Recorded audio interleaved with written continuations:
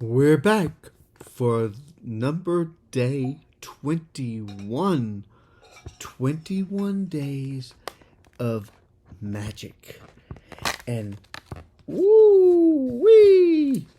This looks amazing. Oh, this is a tile die. It is a tile die with flowers and blossoms. And Santa might get Melanie to help him put it together if he doesn't do it right. We have had tile dies similar to this.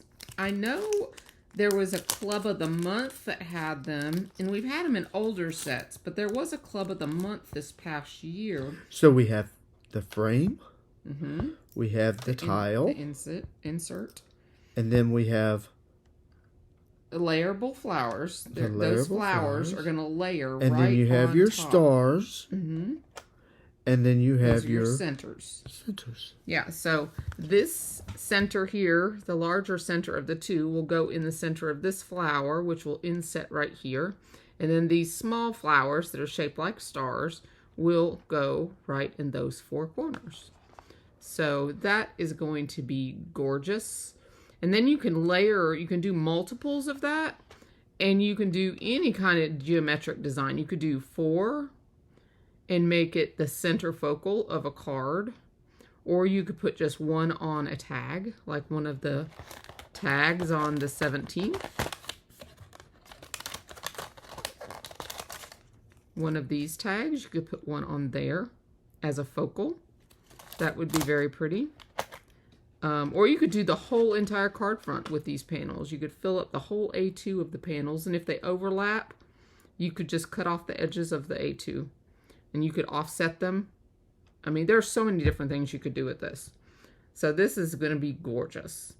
And I will do examples of how you can layer this and give you some ideas with this one, because this is right up my alley with the flowers and the layering, and I love this kind of stuff. So stay tuned. I am back with my new project here for today. I have embossed this background for these cute little tiles. These tiles I have done in the black background in some metallic papers. I die cut out the flowers and then just assembled them using my Gina K pickup tool, which made it super simple. I went ahead and made 3 of them when I was die cutting them out to make them super simple when I went to put the card together. I've decided on this embossing folder because of how it coordinated so well. It's a 2D embossing folder.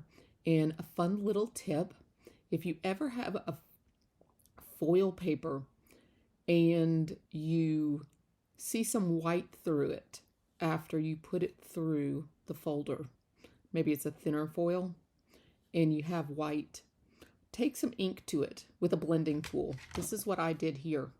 I took a coordinating ink and I went over it, and this is just a cheapo ink tool from Amazon, but go ahead over it and you still get the foil look. I was really surprised. I figured I'll go ahead and try it.